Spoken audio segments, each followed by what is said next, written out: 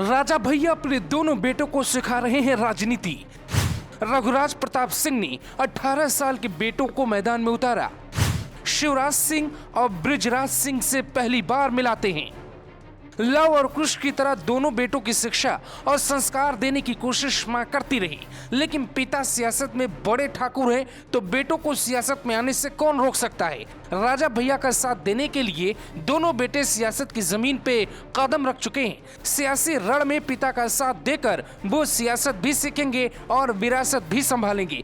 राजनीति में विरासत संभालने वालों की एक लंबी फहरिस्त है, लेकिन जिस उम्र में बच्चे पढ़ते हैं उस उम्र में वो बैठक में क्या कर रहे हैं। राजा भैया के साथ बृजलाल और शिवराज दोनों तस्वीरों में दिखाई दे रहे हैं। पार्टी की बैठक से लेकर नेताओं से उनकी बातचीत हो रही है। क्या ये मान लिया जाए कि अपनी सियासी पार्टी निर्दलीय खेलने वाले राजा भैया एक दिन अपने बेटों के लिए एक विशाल पार्टी बनाने का सपना उखेड़ चुके हैं। राजा भैया के दोनों बेटे ग्वालियर के द सिंधिया स्कूल में पढ़ाई करते हैं। उनकी उम्र अभी 18 साल है। कोरोना काल में स्कूल बंद होने की वजह से राजा भैया के दोनों पुत्र कुंडा के बेती महल में हैं। राजनीतिक पार्टी बनने के बाद से ही राजा भैया के बेटे वहां जाते और जहां राजा भैया खुद नहीं पहुंच पाते, उन सभाओं में इनके बेटे पहुंचकर महफिल को सजा देते।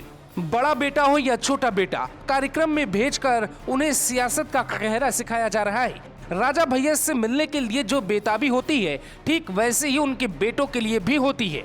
जब शिवराज और बृजराज मां की कोख में थे तो राजा भैया को मायावती ने जेल में डाल दिया था। वो वक्त वो साल राजा भैया के लिए सबसे मुश्किल था, लेकिन कहते हैं हालात से वही निकल पाते हैं जो निकलने की ताकत रखते हैं। राजा भैया अपनी सियासी जिंदगी में तो लौट आए, लेकिन मायावती सत्ता से दूर होती चली गई। अब रघुराज प्रताप सिंह के बेटे बृजराज और शिवराज पढ़ाई के साथ सियासत की बारीकी समझ रहे हैं, जिसके कई मायने निकाले जा सकते हैं। यूपी के बारे में कहा जाता है कि राजा हो या फिर कोई बाहुबली, आरोपों के बिना वो आगे नहीं बढ़ सकता।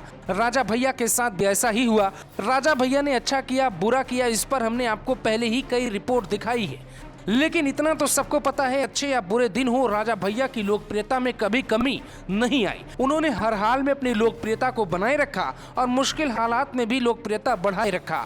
ऐसे में बेटों को सियासत में लाकर वो अपने कद और विरासत को सौंपने की पूरी प्लानिंग 15 साल पहले ही कर चुके हैं। साफ होता है कि राजा भैया के बेटे डॉक्टर या इंजीनियर नहीं बल्कि नेता बनेंगे। राजा भैया को कुल 4 संतान हैं, जिसमें शिवराज और बृजराज 2 भाई हैं, जबकि 2 बेटियां भी हैं।